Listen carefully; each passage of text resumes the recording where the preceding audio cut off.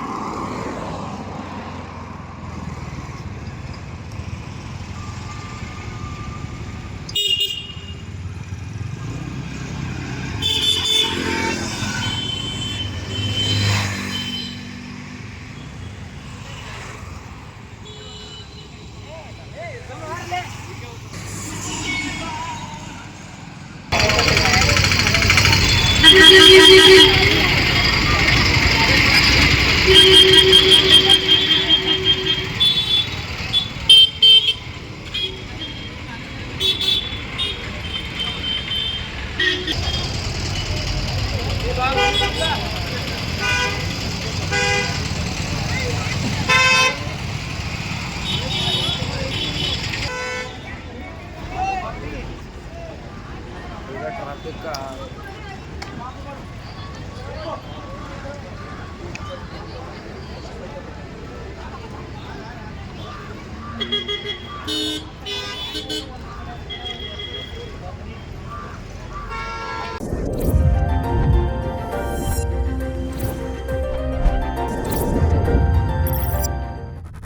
ಕರುನಾಡ ಕಿರಣ ನಾಡು ನುಡಿ ಸುದ್ದಿ ಸ್ವಾರಸ್ಯ.